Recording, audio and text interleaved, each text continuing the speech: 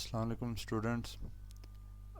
Welcome to lecture number 1 of Advanced Power Electronics ELE 706. अगर आप लोग MS के स्टूडेंट्स हैं तो आपके लिए जो कोर्स कोड है वो ELE 706 Advanced Power Electronics के लिए है, और अगर आप लोग जो हैं PhD स्टूडेंट्स हैं तो आपके लिए जो इस कोर्स का जो कोड है वो ELE 744 Advanced Power Electronic Converters है।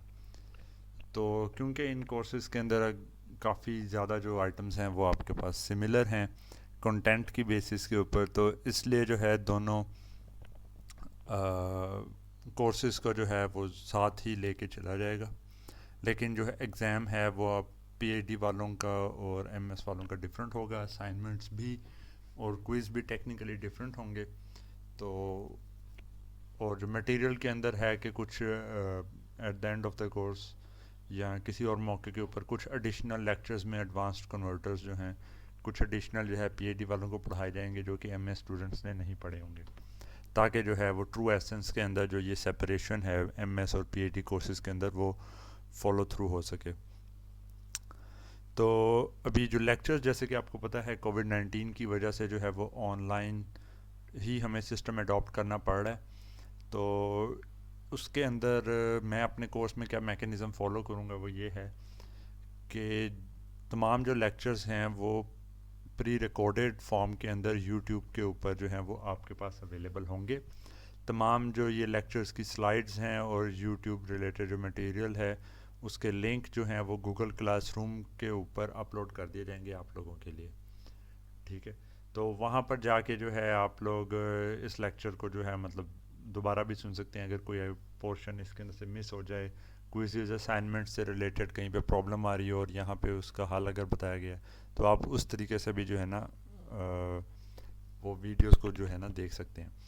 तो यहाँ पे बीच में जो है ये प्री रिकॉर्डेड वीडियो के अंदर एज इट इज़ कोई क्यू क्वेश्चन आंसर सेशन का मटेरियल डायरेक्ट नहीं होगा, लेकिन प्री रिकॉर्डेड लेक्चर जैसे ही ख़त्म होता है तो उसके बाद जो है हम क्वेश्चन आंसर सेशन करेंगे, उसको मैं सेपरेटली रिकॉर्ड कर दूंगा और फिर वहाँ पर जो है इसी तरीके से आपके पास वो भी मटेरियल जो है ऑनलाइन अवेलेबल होगा।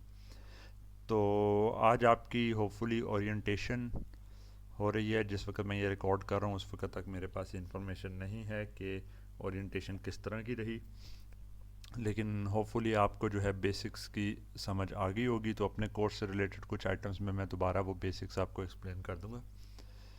तो अभी जो है ये कोर्स के इन कोर्सेज़ के इंट्रोडक्शन से रिलेटेड बात यहाँ पे हो रही है।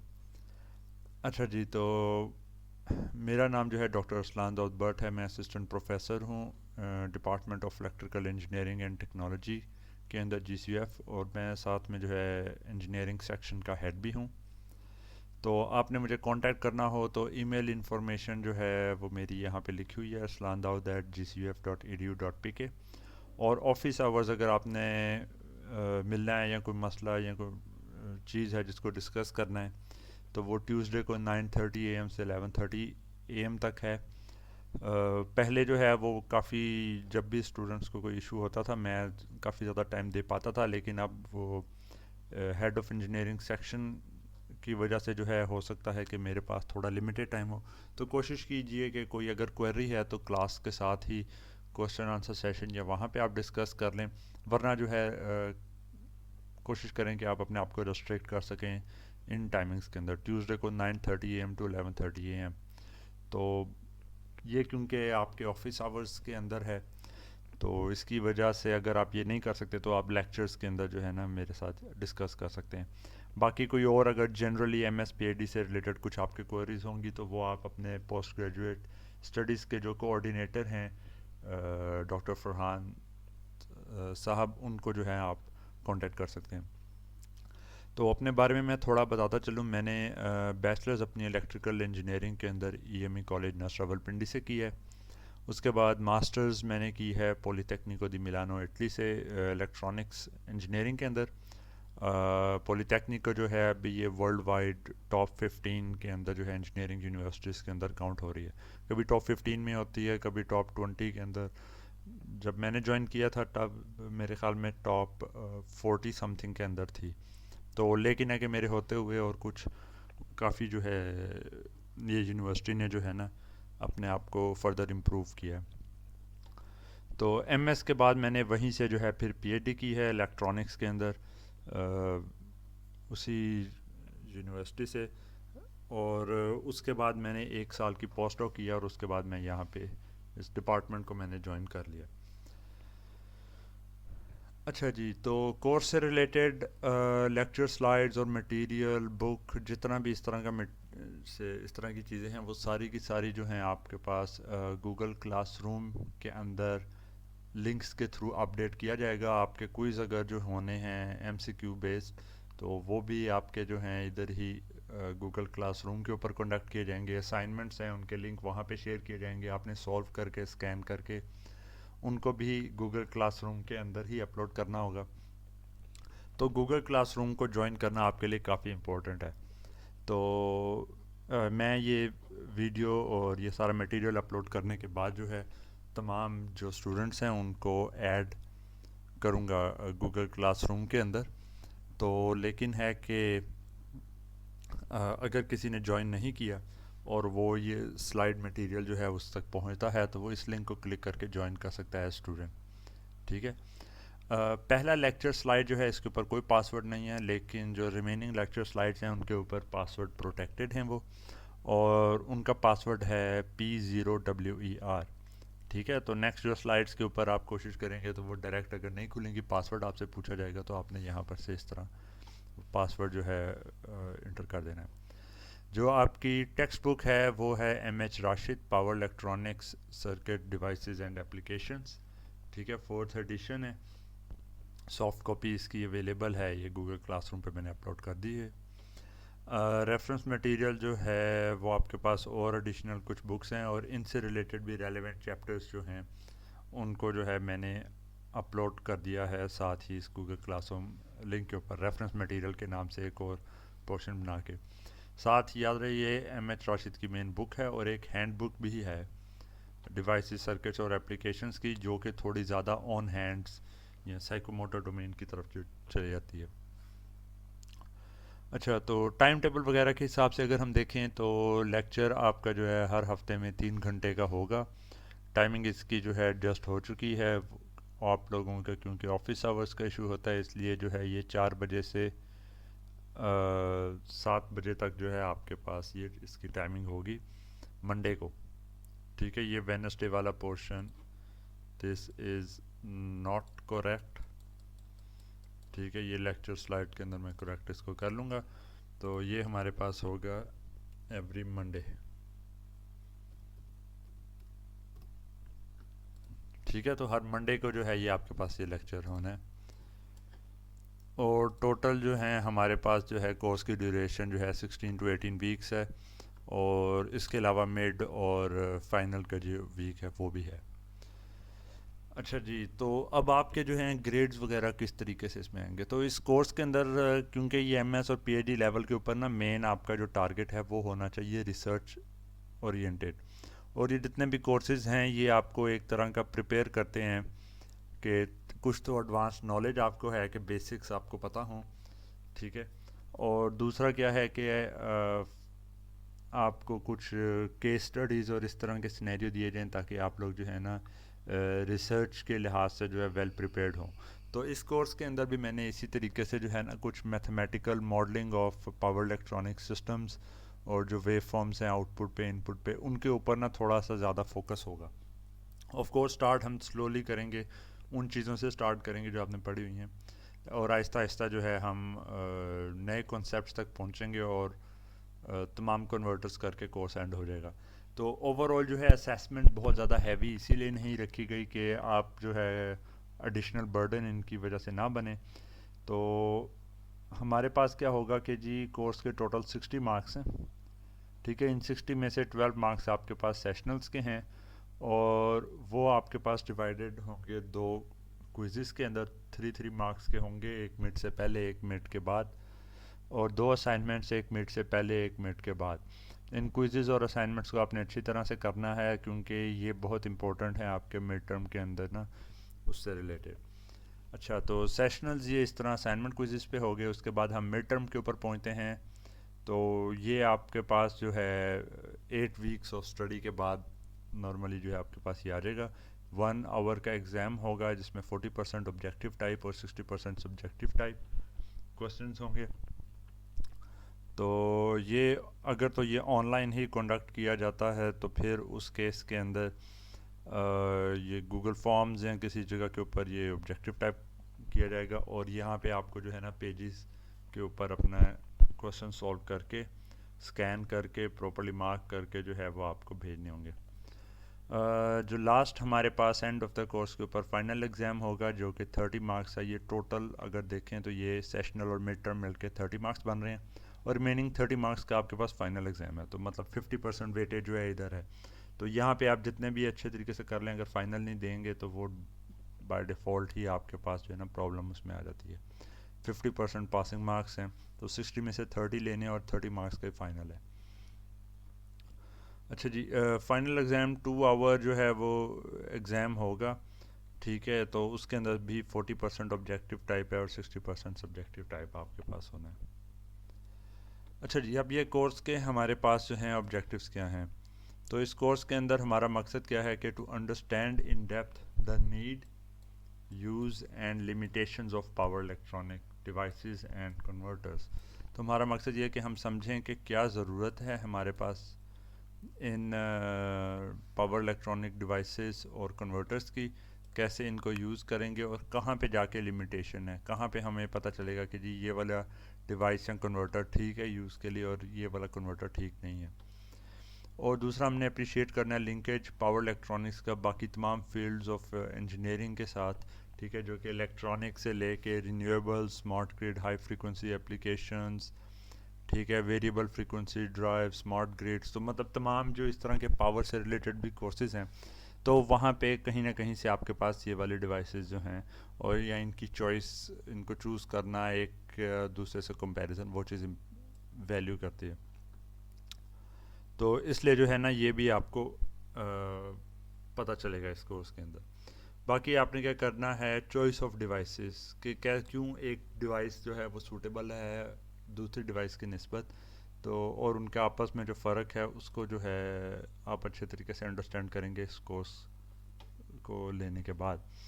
तो जो टॉपिक्स हमने पढ़ने हैं वो हमारे पास हैं principles of power electronics, power devices का जनरल ओवरव्यू, कन्वर्टर्स किस तरह के होते हैं, applications, circuit components, there effects, control aspects वगैरह। उसके बाद है पावर इलेक्ट्रॉनिक डिवाइसेस को हम करेंगे जिसमें power diode, power BJT, power MOSFET, IGBT, silicon control rectifier, gate turn off thyristor, MOS control thyristor, triac और डायैक, इन सारों की construction, characteristics, operation, losses, rating, control और प्रोटेक्शन सारों की इनमें से कुछ डिवाइसेस की हो बताई जाएगी। पर ज़्यादातर क्योंकि ये जो एडवांस डिवाइसेस हैं वो इन्हीं में से जो बेसिक डिवाइसेस मल्टीपल को इकट्ठे कनेक्ट करने के बाद या एक कॉम्प्लिकेटेड उनके कनेक्शन की वजह से बनती हैं। तो जब हम इन बेसिक जो हैं यहाँ तक के डिवाइसेस प्लस ये वाली जो डिवाइस है, जब हम इनका पढ़ लेंगे कि इनकी प्रोटेक्शन क्या है और कहाँ से इनको जो है हम कैसे सही तरीके से इस्तेमाल कर सकते हैं, तो वही चीज़ जो है ये बाकी एडवांस डिवाइसेस के ऊपर भी एप्लीकेबल होगी। तो ये हम देखेंगे इस कोर्स के अंदर, ठीक है। उसके बाद हमारे पास half wave and full wave, resistive and inductive loads के साथ जो है ये कन्वर्टर्स हैं। हमने अनकंट्रोल्ड, सेमी कंट्रोल्ड और फुली कंट्रोल्ड रेक्टिफायर्स को देखना है। उसके बाद हमारे पास 3 फेज़ रेक्टिफायर्स हैं जो कि uncontrolled, semi controlled and fully controlled, ठीक है। आगे 6 पल्स है, 12 पल्स है, 24 पल्स और PWM जो है कन्वर्टर्स। तो यहाँ तक जो है हम तकरीबन मूव करेंगे कि जी ये चीज़ें कैसे हमारे पास होती हैं। इनमें से ये जो लास्ट 2-3 चीज़ें हैं इनको बस हम बेयरली टच करेंगे। फिर हमारे पास आ जाता है जी DC टू DC कन्वर्जन के अंदर जो है non isolated converters, buck boost वगैरह, इनको हम देखेंगे। और आइसोलेटेड कन्वर्टर्स के अंदर जो है फ्लाई बैक और फॉरवर्ड कन्वर्टर वगैरह को भी हम स्टडी करेंगे। और DC टू AC कन्वर्टर्स के अंदर 3 phase inverters, 6 pulse, 12 pulse inverters और इन सारी टॉपिक्स को भी हमने जो है ना स्टडी करना। तो काफ़ी डेप्थ के अंदर और काफ़ी ज़्यादा जो है ना टॉपिक्स यहाँ पे नज़र आ रहे हैं, लेकिन हम स्लोली मूव करते हुए वन बाय वन इन सबको जो है ना स्टडी करेंगे इस कोर्स के अंदर। तो यहाँ पे अभी जो है साथ ही Q&A की बजाय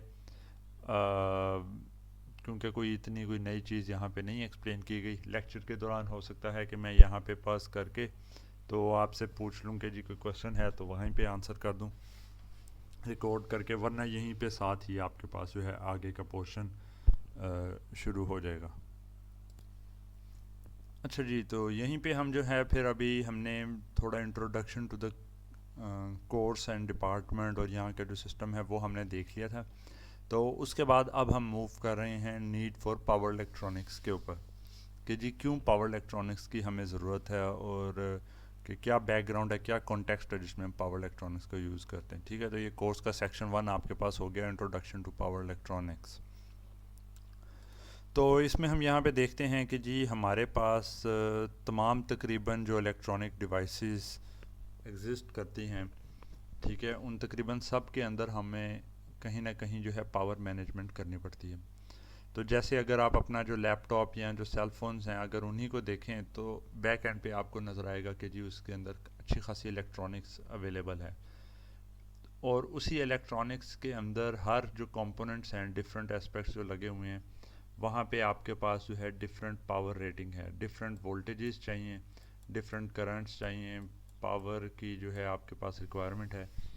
तो ये जो चीज़ें सारा कुछ जो प्रोवाइड करना होता है, ये आप ऐसे नहीं कर सकते कि हर डिवाइस के लिए जो है एक अलहदा जो है कोई पावर सोर्स जो है कनेक्ट करें, जो कि आपके पास जो है एक्सटर्नली बग़ैर वेरिएशन के जो है कोई पावर एडिशनली जो है बाहर से प्रोवाइड कर रहा हूँ। मतलब क्या है कि लेट से आपके पास जो एलसीडी है जिसने 8 वोल्ट -8 वोल्ट बायसिंग उसको चाहिए, ठीक है, और जो बैक लाइट उसकी है उसको 800 वोल्ट चाहिए। तो ऐसे नहीं पॉसिबल कि आप ये 800 वोल्ट जो है वो बाहर से कहीं से कनेक्टर आ रहा हो वो कनेक्ट करे 800 वोल्ट को, फिर -8 वोल्ट के लिए कनेक्टर आ रहा हो, फिर मेमोरी को 1.8 वोल्ट चाहिए उसके लिए कनेक्टर आ रहा हो, प्रोसेसर को 0.7 से 1.7 चाहिए उसके लिए कनेक्टर। तो इस तरीके से पॉसिबल नहीं है। अगर हम ये काम शुरू कर दें तो हमारे पास एक एक डिवाइस के साथ जो है ना 20-20 तारें लगी होंगी जो कि हर एक की पावर प्रोवाइड कर रही हैं।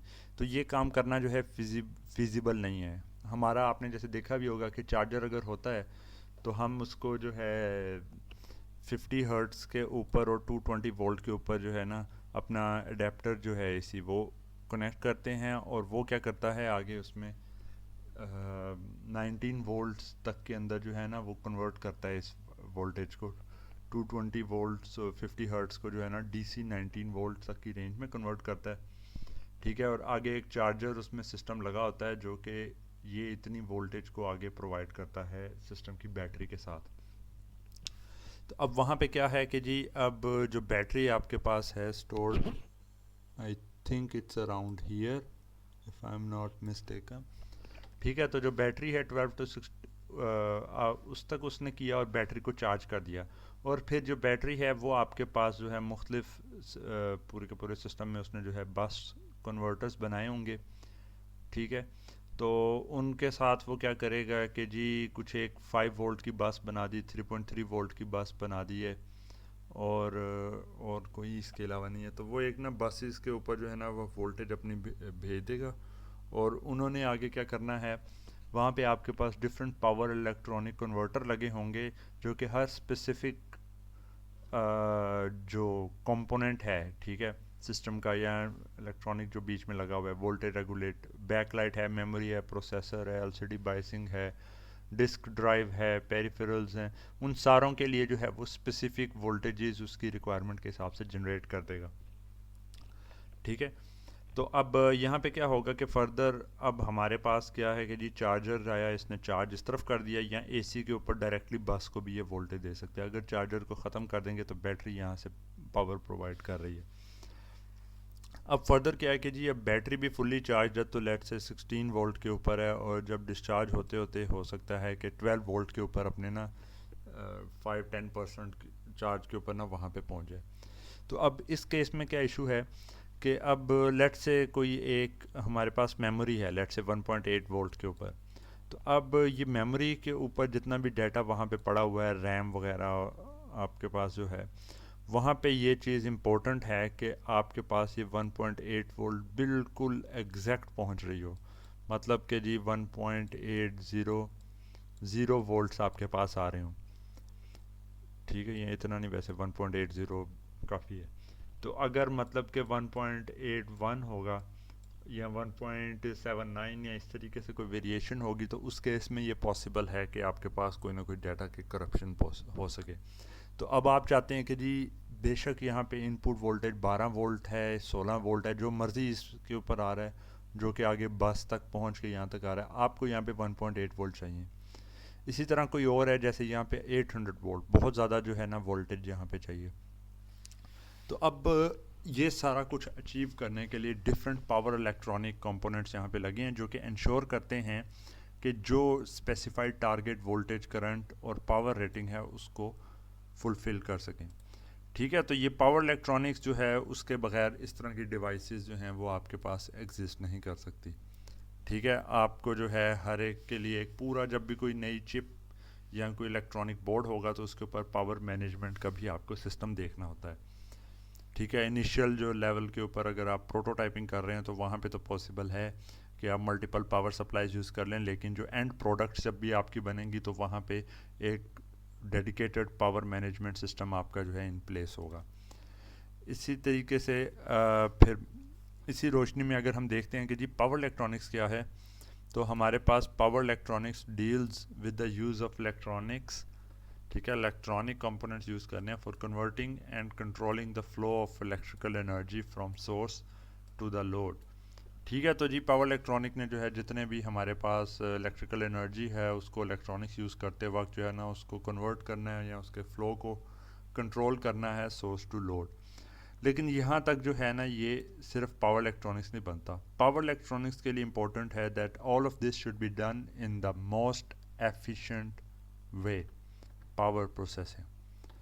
ठीक है, तो मतलब कि इसका क्या मतलब हुआ, अब लेट से आपके पास एक सप्लाई लगी हुई है। ठीक है, ये है जी 10 वोल्ट की है, और आपके पास इधर जो है ना कोई एक टारगेट है कि जी यहाँ पे हमारे पास प्लस माइनस 5 वोल्ट्स, ठीक है ना, आपको यहाँ पे चाहिए। तो आप कहेंगे जी 5 वोल्ट चाहिए, मैं ऐसे करता हूँ, यहाँ पे एक जी वोल्टेज डिवाइडर बना लेता हूँ, इसको मैं रख देता हूँ 5K, और यहाँ पे भी मैं रख देता हूँ 5K। तो जी वोल्टेज डिवाइडर लगेगा और यहाँ पे जनाब 5 वोल्ट आ जाएंगे। तो ठीक है जी 5 वोल्ट आ गए। लेकिन पावर इलेक्ट्रॉनिक्स की जब बात होगी तो वहाँ पे हमने देखना है कि जी कितनी पावर आपने जो है सप्लाई या सोर्स से ली है और कितनी पावर आप लोड को दे रहे हैं। ठीक है, जब हम वो वाला सिस्टम करेंगे तो अभी आगे लोड तो इसके बाद जाके लगना है, लेकिन हम खाली यही देखें कि लोड से पहले यहाँ तक कितनी पावर पहुँची है, तो वो हमें पता चलेगा कि ये हमारे पास है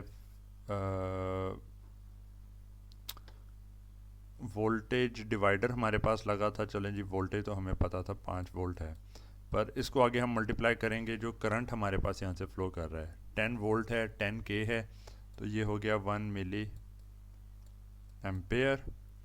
ठीक है, तो 5 टाइम्स ये हो गया 5 मिली वाट। और अगर हम यहाँ से देखेंगे कि कितनी पावर जा रही है, तो इधर से जो करंट फ़्लो कर रहा है वो हमारे पास 1 मिली एम्पेयर है। ठीक है, तो एक ही करंट इधर से फ़्लो कर रहा था। तो 10 वोल्ट और 1 मिली एम्पेयर का मतलब है कि सोर्स से आपने 10 मिली वाट पावर ली है। तो अगर 10 मिली वाट पावर लेके 5 मिली वाट आप आउटपुट पे दे रहे हैं, तो 5/10 इज इक्वल टू 50%। तो आपने जितनी सोर्स से लिए सिर्फ 50% जो पावर है वो आउटपुट पे आप दे पा रहे हैं, और बाकी सारी पावर जो है वो आपके पास कन्वर्टर ने खा ली। तो ये एक बहुत ही एफिशिएंट तरीके से आपने पावर नहीं ट्रांसमिट की। तो इसका क्या मतलब है, इसका मतलब ये है कि जी ये एक एफिशिएंट, ये पावर इलेक्ट्रॉनिक सर्किट नहीं था, जो कि ऑफ कोर्स था नहीं था, क्योंकि इसमें कोई स्विच या कुछ भी इस तरह का नहीं लगा हुआ। तो हमें पता चला कि जी सिर्फ पावर ही नहीं हमने इधर से उधर भेजनी, हमने उसको एफिशिएंटली भेजना है, और उसके लिए जो चीज़ हमें चाहिए होगी हम वो बनाएंगे, डेवलप करेंगे। तो यहाँ पे जो है इसी चीज़ को एक मॉडल के हिसाब से बताया गया है कि जी सोर्स के ऊपर से हमारे पास वोल्टेज है, करंट है, इनपुट पावर, पावर कन्वर्टर आया, उसने आउटपुट पावर दे दी आउटपुट करंट और वोल्टेज की फॉर्म के अंदर। और क्या होगा कि कुछ आमतौर पे इसमें फीडबैक मैकेनिज़्म होगा एक कंट्रोलर के थ्रू, ताकि अगर ये आपके पास सोर्स पे वोल्टेज या करंट चेंज होता है या लोड आपके पास चेंज होता है, तो उन तमाम केसेस के अंदर ये फीडबैक मैकेनिज़्म इंश्योर करे कि जितनी टारगेट की तरफ से रिक्वायर्ड वोल्टेज या करंट और पावर रेटिंग है वो सारी की सारी मेंटेन हो। मतलब कि ये power converter using this controller ensure करेगा कि जो टारगेट रिक्वायरमेंट्स हैं वो पूरी हों, बेशक सब कुछ चेंज होता रहे सिस्टम के अंदर। ठीक है, तो कंट्रोल का एलिमेंट काफ़ी इंपॉर्टेंट है इस सारे सिस्टम के अंदर, जो है ना वो हमें जो है उसको अप्लाई करना पड़ता है। तो उसके बाद जो है लोड हमारे पास यहाँ इलेक्ट्रिक मोटर हो सकती है, light, heating, other electric equipment, power converter हो सकते हैं। और सोर्स हमारे पास इलेक्ट्रिक यूटिलिटी, बैटरी, ठीक है, एनर्जी सोर्स हो सकता है यहाँ पे सोलर एनर्जी जो है, इधर पीवी पैनल्स लगे हुए हैं आपके पास, इन्वर्टर को तो साइड पे, पीवी पैनल्स जो हैं वो एक सोर्स के तौर पे आप इधर समझ सकते हैं कि जी वो आपके पास यहाँ पे लगे हुए हैं, और इधर आपके पास एक लाइट है जो कि 220 वोल्ट के ऊपर चलनी है, तो बल्ब है। तो फिर ये कैसे इधर से इधर तक एफिशिएंटली ट्रांसमिट करेंगे, ये एक पावर इलेक्ट्रॉनिक प्रॉब्लम है। तो अब बेस्ड ऑन कि किस फॉर्म से किस फॉर्म के अंदर आपने एनर्जी लेके जानी है, आपके पास पावर कन्वर्टर जो हैं वो 4 डिफरेंट टाइप्स के हैं। तो उसके अंदर एक तो डीसी टू डीसी कन्वर्जन है, एसी टू डीसी कन्वर्जन है, डीसी टू एसी इन्वर्जन है, और AC to AC cyclo conversion है। ठीक है, तो इनके अंदर जो है आपने जो है वोल्टेज के मैग्नीट्यूड और इन तमाम चीज़ों को जो है ना ख्याल रखना है उनका, कि change and control voltage magnitude आपने डीसी के अंदर करना है, फ्रीक्वेंसी का कोई एलिमेंट नहीं है। एसी टू डीसी में करना है तो यहाँ पे भी आउटपुट के ऊपर लेवल ही डीसी का आपने कंट्रोल करना है। डीसी टू एसी के अंदर आपने आउटपुट के जो है sinusoid of controllable magnitude of frequency पे जाना है, और AC to AC cyclo conversion में आपने एम्पलीट्यूड और फ्रीक्वेंसी को मॉडिफाई आप कर सकते हैं। तो इन्हीं सारी चीज़ों को देखते हुए हमें पता चलता है कि we have a very large variety of applications. तो आपने अभी जैसे मैंने आपको बताया था लैपटॉप के केस में, तो लैपटॉप जो है ना बैटरी चार्जर लैपटॉप और इस तरह की चीज़ें जो हैं इधर पीसी रेजिडेंशियल की कैटेगरी में, यहाँ पे कंप्यूटर एंड ऑफिस इक्विपमेंट वगैरह, ठीक है, वो सिर्फ एक छोटा सा एस्पेक्ट है। Pumps, compressor, blowers, fans, machining tools, arc furnaces, industrial laser, induction heating, welding, वहाँ पे इलेक्ट्रिकल जो है आपके पास एनर्जी यूज़ हो रही है, तो उधर भी आप जो है पावर इलेक्ट्रॉनिक्स को यूटिलाइज़ कर सकते हैं। ट्रांसपोर्टेशन में इलेक्ट्रिक व्हीकल्स आजकल काफ़ी ज़्यादा इन फैशन हैं, ठीक है, तो और जो है रॉकेट इंजन्स के अंदर भी जो है वहाँ पे भी अगर देख लें, अगर ट्रांसपोर्टेशन की कैटेगरी में ही आते हैं, ठीक है। तो ये इलेक्ट्रॉनिक्स जो है personal computers, entertainment equipment, cell phones हो गए, टेलीकम्युनिकेशन में, एरोस्पेस के अंदर, तो जहाँ मर्जी आप चले जाएं हर जगह के ऊपर आपको पावर इलेक्ट्रॉनिक्स की यूटिलिटी जो है वो आपको नज़र आती है, ठीक है। तो अब जो हमारे पास जो पावर डिवाइसेस जो हमें चाहिए होती हैं, ठीक है, उनको अगर हम देखें तो कुछ एप्लीकेशंस हैं जहाँ पे हमारे पास करंट जो है वो मिली एम्पेयर्स के अंदर फ्लो करना है, ठीक है, टेंस ऑफ मिली एम्पेयर्स में करंट हमें चाहिए, और जो वोल्टेज है वो हमें भी 10 वोल्ट्स के आसपास तक चाहिए, मतलब बहुत ही लो करंट लो वोल्टेज जो है, लो पावर एप्लीकेशंस हैं। लेकिन यहाँ पे ऐसे भी एप्लीकेशंस हैं जैसे ऑटोमेटिव इलेक्ट्रॉनिक्स के केस में है, कंप्यूटर की सप्लाईज में, जहाँ पे आपके पास वोल्टेज तो बहुत कम चाहिए 10 वोल्ट्स की रेंज में, लेकिन जो आपको जो है करंट उनके लिए चाहिए वो हो सकता है कि किलो एम्पेयर्स तक आ जाए, ठीक है। तो अब जो आपके पास पावर इलेक्ट्रॉनिक डिवाइस यहाँ पे ऑपरेट कर सकती है उसकी यूटिलिटी इस जगह के ऊपर नहीं है। इसी तरह बाज़ हमारे पास जो एप्लीकेशंस हैं जहाँ पे जो है वोल्टेज हाई है और करंट भी मॉडरेटली हाई है, ठीक है, इलेक्ट्रॉनिक इग्निशन है, CFL लैम्प बायलास्ट है, मोटर कंट्रोल है, मास ट्रांजिट वगैरह है। और बाज़ एप्लीकेशंस जहाँ पे एक्सट्रीमली हाई वोल्टेज और करंट मतलब रेटिंग्स जो हैं वो डिवाइस की चाहिए, वो हमारे पास हैं हाई वोल्टेज डीसी ट्रांसमिशन के अंदर, जैसे जहाँ पे थैरिस्टर्स वगैरह की यूटिलिटी आ जाती है। तो ये अभी जो है पाकिस्तान के अंदर भी high voltage DC transmission lines वगैरह और सिस्टम जो है वो अब इन प्लेस है। तो इसका मतलब है कि जी ये वाली चीज़ें काफ़ी इम्पोर्टेंस रखती हैं, और इन सारों के अंदर जो आपने जो डिवाइसेस यूज़ करनी है वो पावर इलेक्ट्रॉनिक डिवाइसेस हैं। ठीक है, तो यहाँ से फिर हम आगे और थोड़ा मूव करते हैं। तो जैसे कि आपको बताया था, इन तमाम एप्लीकेशंस के अंदर हमारे पास जो मकसद है वो ये है कि हमारे पास पावर कन्वर्जन जो है वो एक डिसेंट एफिशिएंसी के ऊपर आए, आइडियली 1 के ऊपर आनी चाहिए। तो एफिशिएंसी हमारे पास है आउटपुट पावर कितनी जा रही है divided by input power. Small size and reliable operation is then feasible. High efficiency leads to low power loss within converter. Efficiency is a good measure of converter performance. Efficiency से हमें पता चलेगा जी converter ने कितने अच्छे तरीके से अपने जो है परफॉर्म किया है। तो ऑफ कोर्स अगर हमारे पास आउटपुट पावर इनपुट पावर से कम है तो रिमेनिंग पावर कहाँ गई? रिमेनिंग पावर हमारे पास जो है वो लॉसेस के अंदर कन्वर्ट हो जाएगी, और उसको भी हम जो है निकाल सकते हैं कि कितनी पावर हमारे पास लॉसेस लूज़ हो रही है कन्वर्जन के अंदर। अच्छा, एक और यहाँ पे जो है काफ़ी इम्पोर्टेंट जो एक डिस्टिंक्शन है,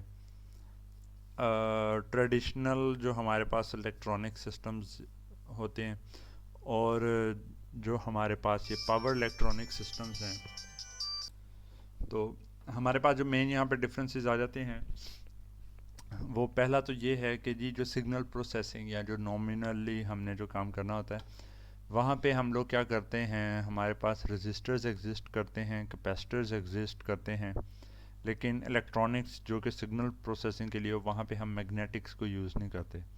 इसका क्या मतलब है कि इंडक्टर और ट्रांसफार्मर वगैरह जो हैं वो इतने ज़्यादा इस्तेमाल नहीं होते। अब आप कहेंगे कि जी ये तो बहुत ज़्यादा जगहों के ऊपर देखे गए हैं कि जो ट्रांसफार्मर जितने होते हैं पावर सप्लाईज में, लेकिन वो मेन हमारे पास यहाँ पे जब हम बात कर रहे हैं, हम बात कर रहे हैं जैसे कि आप समझ लें ऑडियो एम्पलीफायर है, और ऑडियो एम्पलीफायर के अंदर आपने क्या करना है कि आपने जो आवाज़ का सिग्नल है उसको सिग्नल प्रोसेसिंग करके एम्पलीफाई करना है। तो उसको एम्पलीफाई करने के बाद जब आपने अगर जो हाई पावर तक जाना है तो वो पावर इलेक्ट्रॉनिक्स की कैटेगरी में आएगा, लेकिन जहाँ तक सिग्नल प्रोसेसिंग का पोर्शन है वहाँ पे आपके पास जो है कोई भी इंडक्टिव एलिमेंट्स जो हैं बहुत ही कम आपके पास लगे होंगे। इसकी एक वजह है, और वो वजह ये है कि आम तौर पे जो है ना सिग्नल प्रोसेसिंग के लिए डेडिकेटेड इंटीग्रेटेड सर्किट्स बने होते हैं, और वहाँ पे हमारे पास जो है इंटीग्रेटेड सर्किट्स जो कि सिलिकॉन बेस्ड होते हैं, वहाँ पे रजिस्टर को इम्प्लीमेंट करना, कैपेसिटर को इम्प्लीमेंट करना जो है लीनियर मोड के अंदर जो है ये ट्रांजिस्टर्स को मॉसफेट्स को इम्प्लीमेंट करना जो है वो आसान है, लेकिन जो है इंडक्टर्स को इम्प्लीमेंट जो है वहाँ पे नहीं किया जा सकता। तो इस वजह से जो है ना वहाँ पे कोशिश की जाती है कि ये कंपोनेंट जो कि बल्कि हैं उनके बगैर ही काम चल जाए। दूसरी साइड के ऊपर जब आपने पावर प्रोसेसिंग में काम करना है तो हमें पता है कि जी रजिस्टर्स और लीनियर मोड के अंदर जो है ट्रांजिस्टर्स जो हैं वो हमारे पास जो हैं लॉसी एलिमेंट्स हैं। वो कैसे कि जी आपके पास अगर रजिस्टर लगा है तो रजिस्टर के अक्रॉस कोई भी एनर्जी स्टोर नहीं होती, तो आपने जैसे ही रजिस्टर लगाया तो जितना उसमें से करंट गुजरना है जो उसकी वैल्यू है, तो आई स्क्वायर आर आपके पास लॉसेस यहाँ पे आ जाएंगे। ठीक है, तो अगर रजिस्टर लगाएंगे तो जो मर्ज़ी आपने काम उससे लेना, वहाँ पे लॉसेस की वजह से आपकी कन्वर्टर की एफिशिएंसी जो है वो रिड्यूस हो जाएगी। इसी तरह लीनियर मोड के अंदर आपके पास जो है ये ट्रांजिस्टर्स है। इसका क्या मतलब है? इसका मतलब है कि जी लेट से आपके पास ये एक बीजेटी लगा हुआ है कहीं पे, और उसके अक्रॉस जो कलेक्टर टू एमिटर वोल्टेज है वो लेट से 5 वोल्ट है, और जो उसमें से करंट हमारे पास गुजरना है वो करंट है लेट से 1 एम्पेयर है।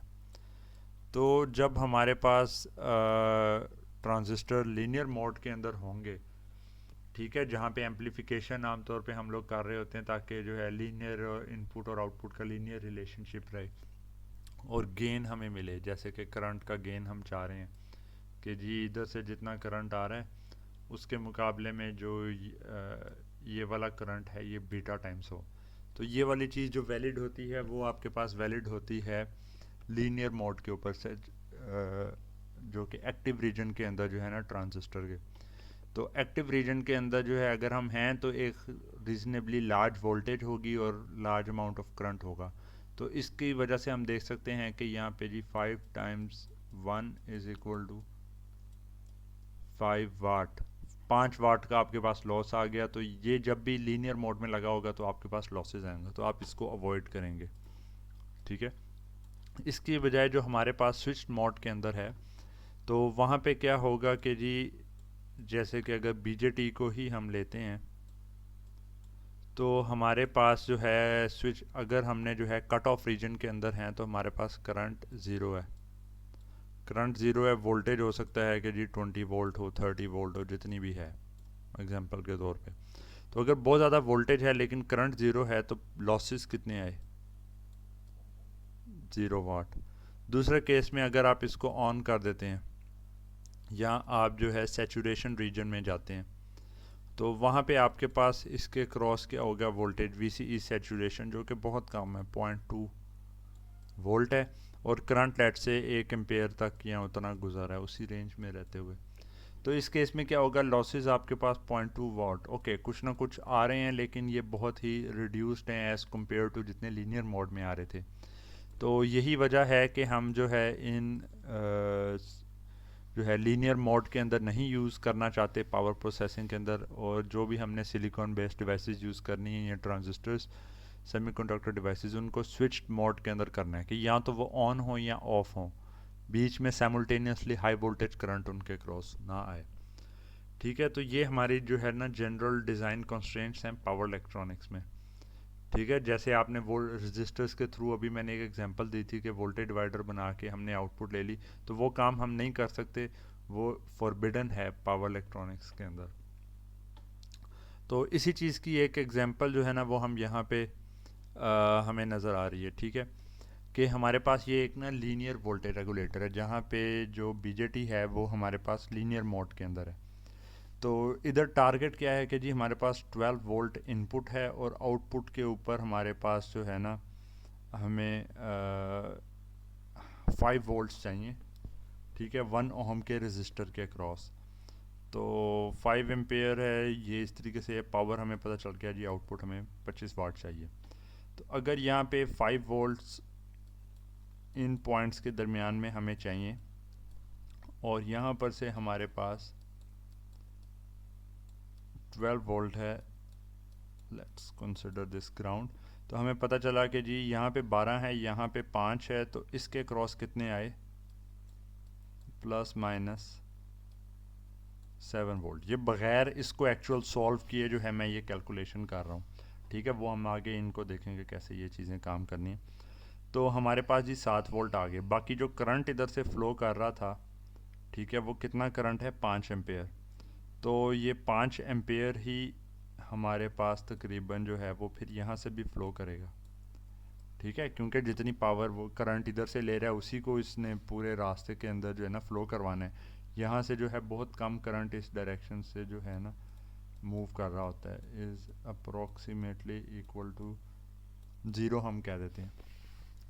तो जितना करंट इधर से आएगा वही सारा का सारा करंट, इसका कलेक्टर करंट हमारे पास जो है एमिटर करंट यहाँ से फ़्लो कर रहा है।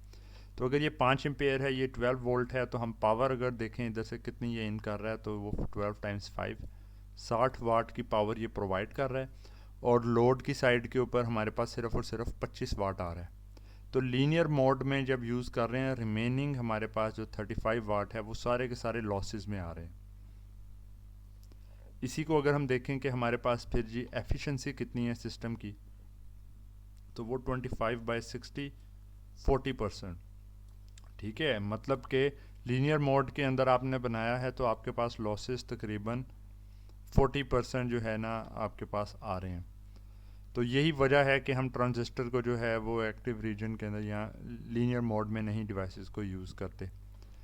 अगर हम इसी के अलावा एक और अप्रोच स्विचिंग डिवाइसेस के थ्रू करने की कोशिश करें, लेट्स से कि हमने जो है ना यही 5 एम्पेयर हमें चाहिए, 5 वोल्ट आउटपुट, 1 वोल्ट का रजिस्टर है, आउटपुट पे तो 25 वाट ही चाहिए। हम चाह रहे हैं कि जी हमारा कन्वर्टर एफिशिएंट हो जाए ताकि इनपुट से करंट ही कम ले या पावर जो है वो कम ले।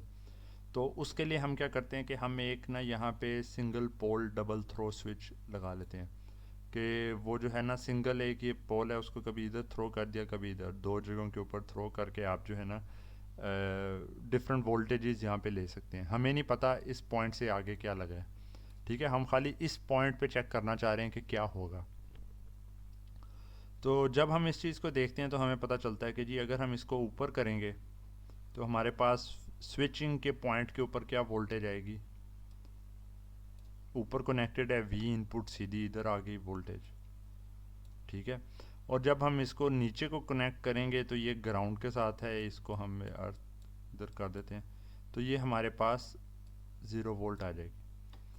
तो अगर हम क्या करें कि जी कुछ देर ऊपर कनेक्टेड रखें ख़ास टाइम तक, मतलब DTS, लेट से हमने एक साइक्लिक काम कर रहे हैं, कुछ देर इधर कनेक्ट किया इधर कनेक्ट किया फिर दोबारा ऊपर, तो एक जो साइकिल है जिसमें हमने कुछ देर ऊपर कनेक्ट किया नीचे कनेक्ट किया जो कि रिपीट कर रहा है, तो उसका जो है ये साइकिल की जो ड्यूरेशन है एक साइकिल की वो हमारे पास है TS,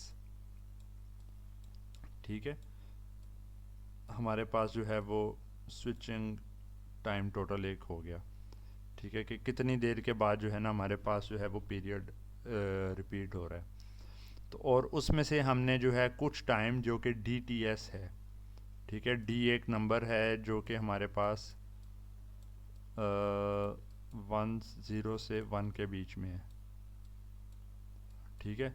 तो हमने जो है उस D टाइम तक जो है हम इसको ऑन रखते हैं और फिर रिमेनिंग टाइम 1 - DTS जो है ना उस टाइम तक हम इसको ऑफ रखते हैं। तो इस तरह करके जो है ना हमने एक सिस्टम बना लिया। अब जब ये सिस्टम बन गया है तो उसके बाद हम क्या करते हैं कि जो यहाँ पे ये सिग्नल आया वो ये बन जाता है, ठीक है, कि DTS टाइम तक ऑन है और 1 - DTS टाइम तक ऑफ है। तो इस सारे में जब हम देखेंगे तो हम इस सिग्नल की एवरेज वैल्यू निकाल लेते हैं, ठीक है, कि इस पूरे सिग्नल के अंदर एवरेज वैल्यू क्या है जो ये VS, मतलब कि ये आपके पास एक DC आ रहा था उसमें आपने ये single pole double throw switch लगा के आपने उसको जो है एक फ्रीक्वेंसी कंपोनेंट उसमें ऐड कर दिया, ठीक है। स्विचिंग करने की वजह से ना एक स्विच्ड वेव फॉर्म आपके पास आगे आ गई जिसके अंदर जो AC फॉर्मेट के अंदर है, ठीक है, प्योर DC नहीं आपके पास रहा। तो अब जब प्योर DC नहीं रहा आप लेकिन देखना चाह रहे हैं कि उसमें फिर भी DC की कंट्रीब्यूशन क्या है, तो ये हम कैसे निकालेंगे। तो ये निकालने का हमारे पास तरीका ये है कि हम इस केस के अंदर हम एवरेज ले लेंगे। एवरेज अब कैसे लेंगे, आम तौर पे होता है कि जी अगर आपके पास नंबर हैं 1 2 5 0 0 0 और आपसे कहा जाए कि जी इसकी जो है ना आप अच्छा जी, तो आपके पास जो है ना ये इस तरीके से 1 2 5 और 0 0 0 करके आप समझ लें कि जी 6 नंबर हैं, ये 6, ठीक है। और आपसे पूछा जाए कि जी 6 की एवरेज क्या है, तो आप क्या करेंगे 1 + 2 + 5 5 + 2 7 8 और 0 0 0 8 डिवाइडेड बाय आप 6 करेंगे ना तो ये आपके पास एवरेज वैल्यू आ जाएगी। तो इसी तरीके से हम यहाँ पे क्या करेंगे कि हम एरिया ले लेंगे, या एरिया की बजाय हम कह लें कि हम देखेंगे कि जी इस फंक्शन कि कितनी देर तक ये ऑन है कितनी देर तक ये ऑफ है और फिर जो टोटल टाइम ड्यूरेशन है उससे इसको डिवाइड कर देंगे। दूसरे अल्फाज में हम एरिया भी कह सकते हैं कि जी हम ले रहे हैं। अब एरिया लेने का हमारे पास क्या तरीका है। अच्छा जी, तो यहाँ पे हमारे पास अब क्या है कि जी हम ये एरिया लेंगे टोटल, कि कोई भी इस तरह की वेव फॉर्म आ रही हो उसका एरिया लेंगे और डिवाइड कर देंगे जितने टाइम पीरियड के ऊपर एरिया लिया गया उसका। ये जनरल एक जो है मैथ डिस्क्रीट के अंदर जैसे हमारे पास ये 3 या 4 डिफरेंट नंबर थे और आगे 0 चल रहा है, तो हमने उसका भी एक तरह से आप समझ लें कि एरिया लेके डिवाइड कर रहे थे एक्स एक्सिस पे। तो वही जब हमारे पास कंटिन्यूस फंक्शन होगा तो उसमें भी इसी तरीके से हम एरिया लेके उसको डिवाइड कर देंगे जितनी टाइम के ऊपर हम एरिया ले रहे हैं। तो यहाँ पे हमारे पास ये वी एस ऑफ टी में क्या केस रहेगा, इसका एरिया लेके उससे डिवाइड करने की टर्म को हम लिख सकते हैं कैपिटल वी एस, जो कि डी सी है 1/ts। एक्स एक्सिस पे जितने टाइम के ऊपर ले रहे हैं 0 से टी एस तक इंटीग्रेट करना है हमने V S of T function को। तो जब हम इसको करेंगे तो जी एरिया जो है अब इस रेक्टेंगल का क्या है, इस रेक्टेंगल का एरिया है वी इन, और यहाँ पे जो है D T S times D T S हो गया, प्लस इधर का क्या एरिया है यहाँ पे, तो ये ज़ीरो के ऊपर है तो ये ज़ीरो रहेगा, और इसको सारे को डिवाइड करना था इधर टी एस से, ये इससे कैंसिल हुआ तो वी इन डी वी इन हमारे पास जो है एवरेज वैल्यू आ गई। ठीक है, यहाँ पे जो स्विचिंग पीरियड है वो टी एस है कि जिस रेट के ऊपर हमारे पास स्विचिंग हो रही है, और 1/ts जो है वो हमारे पास स्विचिंग फ्रीक्वेंसी है। तो इससे हमें क्या पता चला कि जी ये जो सिग्नल हमारे पास यहाँ पे अवेलेबल है उसके अंदर जो डीसी वैल्यू है वो डी वी इन के बराबर है। मतलब कि अगर हम इसको ज़्यादा देर तक ऑन रखेंगे तो हम इसकी डीसी वैल्यू यहाँ पे सिग्नल में बढ़ा सकते हैं, और इसको कम कर देंगे तो डीसी वैल्यू को कम कर सकते हैं। मसलन कि अगर हम डीसी डी को जो है वो फुल्ली 1 कर देते हैं, ठीक है, कि टोटल टाइम तक ऑन ही रहे, तो हमारे पास आउटपुट डीसी वैल्यू क्या आएगी, T times V in is equal to 1 times 12 is equal to 12 volt, 12 volt ही डीसी आगे चले जाएंगे।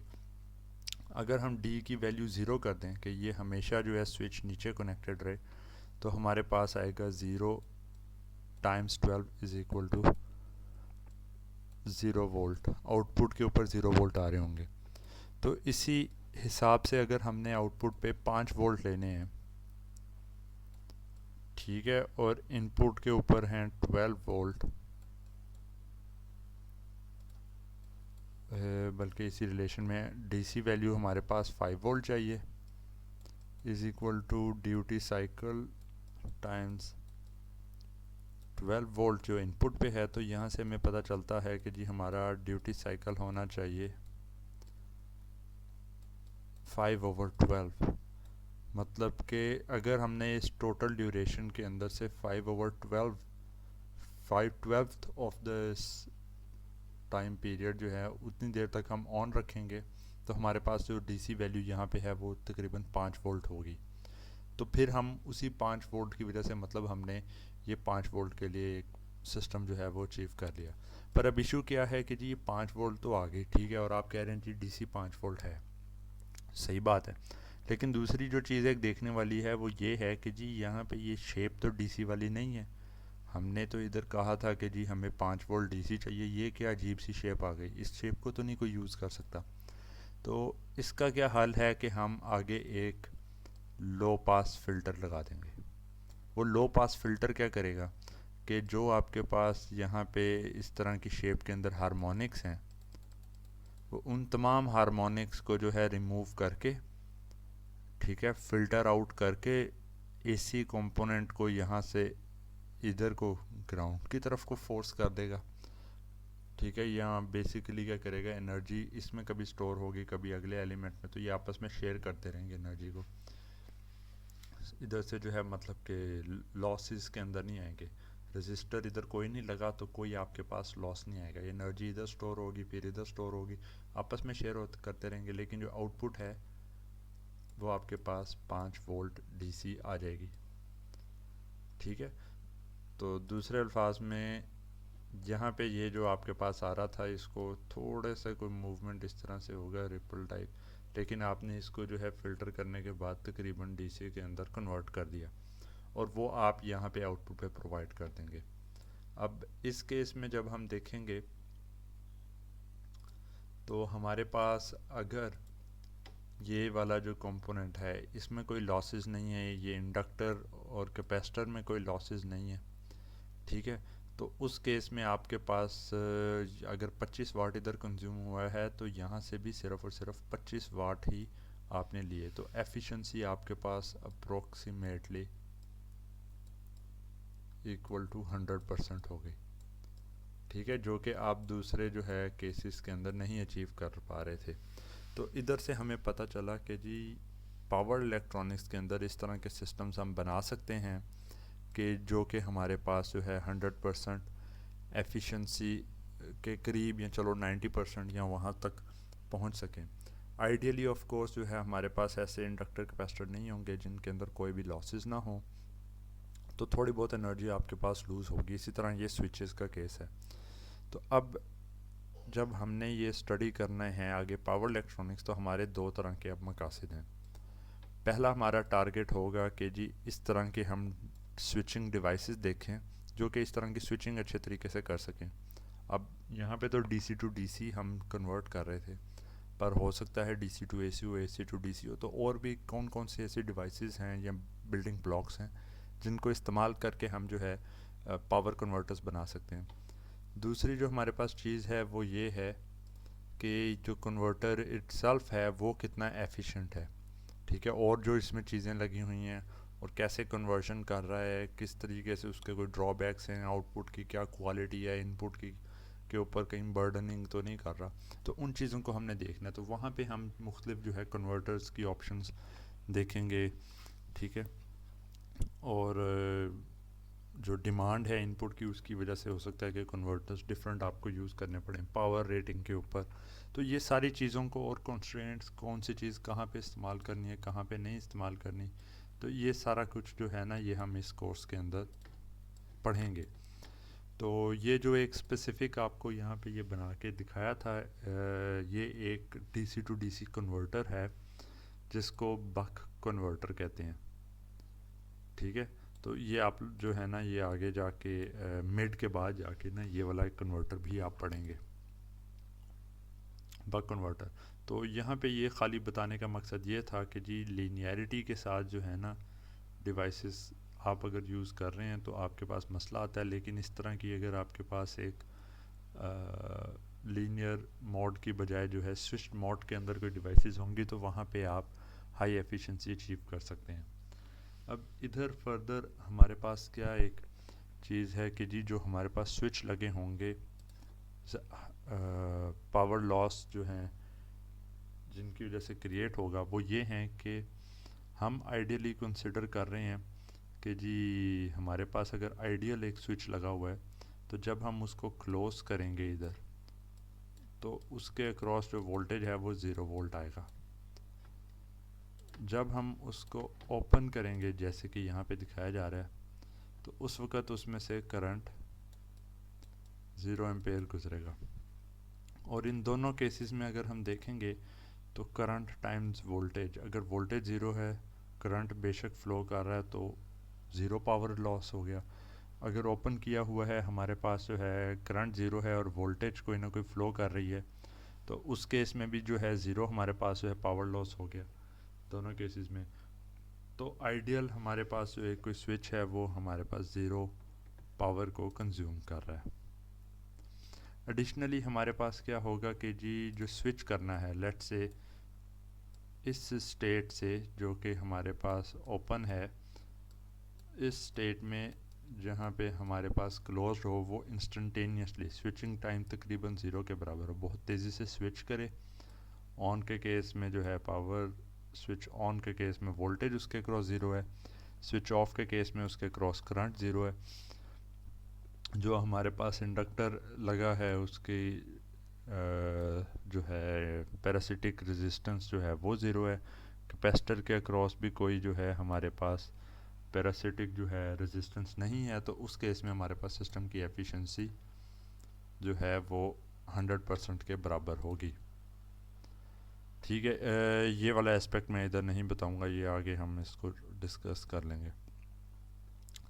अच्छा, तो हमारे पास क्या होता है कि लीनियर मोड जो हमारे पास सप्लाईज या अगर कंपोनेंट्स ट्रांजिस्टर को लीनियर मोड में यूज़ करके कोई सप्लाई बनती है तो उस सप्लाई की जो एफिशिएंसी है, जैसे कि हमने देखा था कि जी हमारे पास काफ़ी ज़्यादा लॉस ट्रांजिस्टर के क्रॉस ही आ रहे थे, तो वो हमारे पास जो है वो 40% से कम एफिशिएंसी पे काम करेगा।